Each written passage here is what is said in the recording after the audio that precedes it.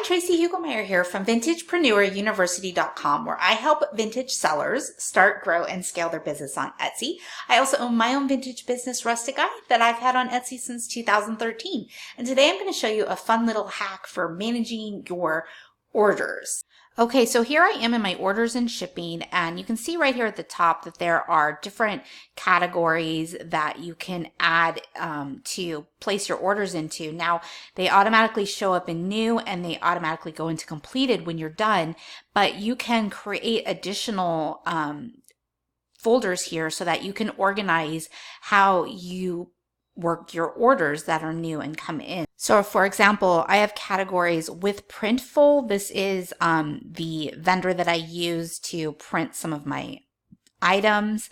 I don't use that very much at all anymore, but I do have that available. And then if somebody cancels something and since the order will stay for sometimes a few days before it disappears, processes out of your orders, I like to put them in the canceled folder so that they're away from my new orders and I have a clean slate and I'm just working with my new orders as they come in. Or if somebody, for example, if you want to allow someone to put a deposit down, you might want to create a category for those orders so that you can get them out of your new orders and only concentrate on what's there. The way to do this is very simple. You just click on the little icon here and you can choose to order them in any way that you want. You can add a new step.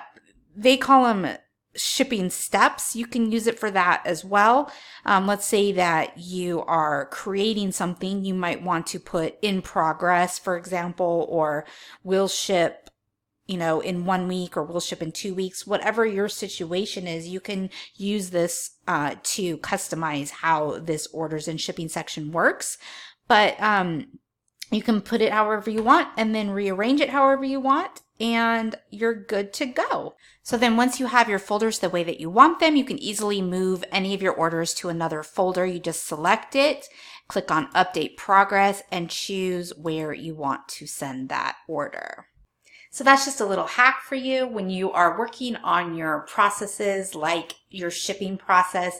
It's super important to have as much efficiency as you can, especially as you start to grow and scale. You're going to want to look for the ways to streamline your business even more so. So if you'd like to check out more of my free tips and resources just for you as my YouTube listener, you can check them out at VintagepreneurUniversity.com/secret, and I'll link that for you in the notes below as well. If you like this video, make sure to give it a like, subscribe to my channel, and click the little bell as well so you get notified whenever a new video comes out. Thank you so much for joining me today, and have a great rest of your day. Bye!